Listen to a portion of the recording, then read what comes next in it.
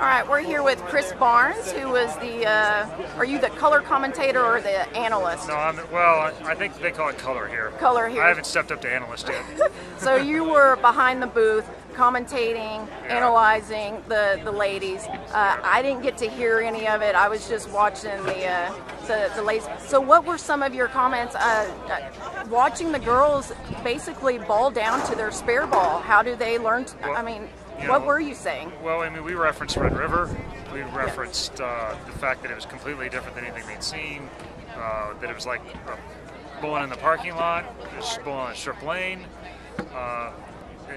Dave Lamont's about the best play-by-play guy bowling has. I think he's really, really good. He kept the energy, I think, up as much as you can. Kept moving around so it didn't get too stuck in low scores. I don't want to say negativity, but and he didn't let it go there. And then Dell was the silent MVP because it took two of us to figure out enough things to not say the same thing over and over. That it was the scores are low and it was hard. But we talked about rotations.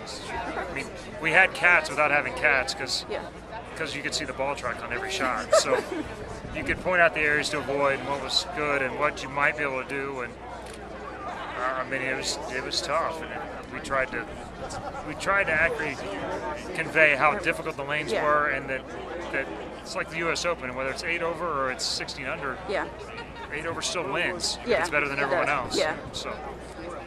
Before the matches started, I know that you're trying to help Linda get lined up. What was your thoughts going into the first match? What were you trying to tell her to adjust or we didn't move? see this coming. We thought the middle lane looked like it hooked more from the beginning, and then we thought that would continue on. But my thought was basically to get rid of everybody in that fresh part of the lane and try and keep it pretty straight out there. But shoulder hurt too much. She shuts it down on those shots, and then the lane started to hook way more than anybody thought it would. Couldn't get her. Could you say that she couldn't get her speed up because of her shoulder? Well, she went to the weakest, the ball that we drilled just in case they really hooked. That's what she threw in the 10th frame. On a blind ball change, and she came that close.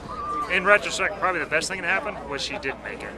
Because it turned into a ball chucking contest. I don't think she could have held up through another game or two of that without doing more damage. Wouldn't have been worth the money.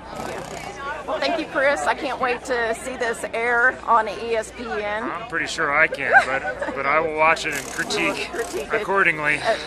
And hopefully you won't come across this condition again. But if you do, you'll know what to say. If so, it'll probably be in Long Island bowling an action match.